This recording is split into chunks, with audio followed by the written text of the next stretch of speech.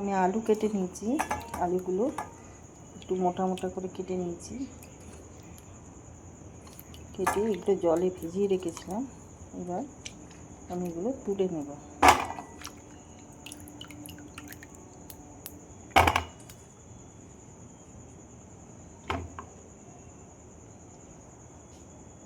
দিয়ে দেবো চালের গুঁড়ো, আবার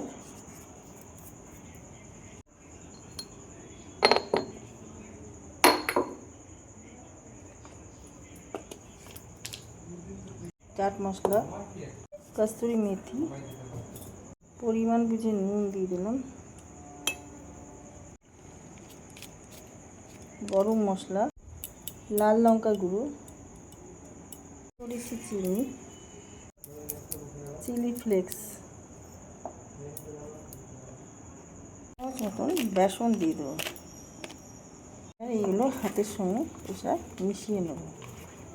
জল দেব না, জল যদি লাগে তবেই দেব, অল্প করে।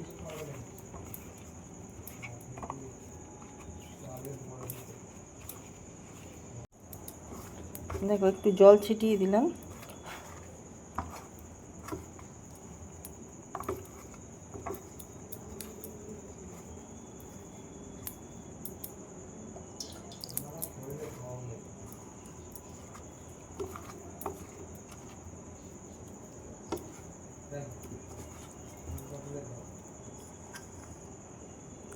এভাবে 2 মিনিট মাখিয়ে রেখে দেবো। এটা হচ্ছে আদা আর রসুন গ্রেট করে নিয়েছি, দিয়ে দেবো লেবু রস,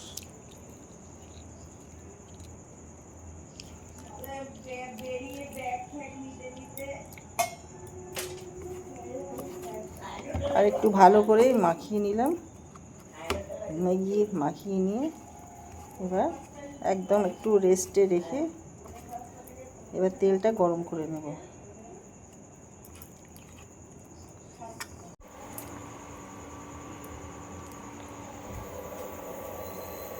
দেখো তেল গরম হয়ে গেছে, আমি এবার একে একে সব ছেড়ে দেবো।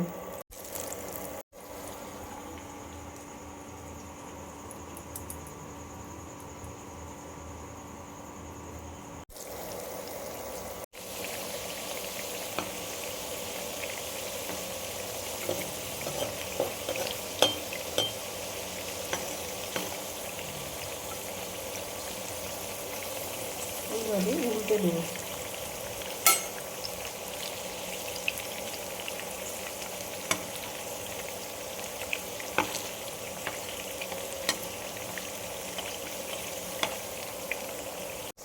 देखिए ये आलू फ्राई हो गई है।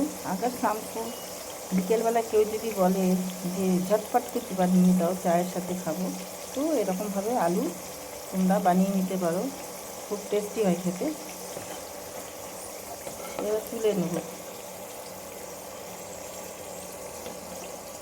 এবার এই আলু স্ন্যাক্সগুলো আমার হয়ে গেছে, আমি একটু ধনে পাতা ছড়িয়ে দিলাম অল্প করে, আর এটা মিউনিস দিয়ে আমি সার্ভ করছি। তোমাদের কেমন লাগলো লাইক শেয়ার কমেন্ট করে আমার সাথে থেকো, পাশে থেকো। ইউটিউবে যারা দেখছো তারা ভিডিওটা সাবস্ক্রাইব করে দিন।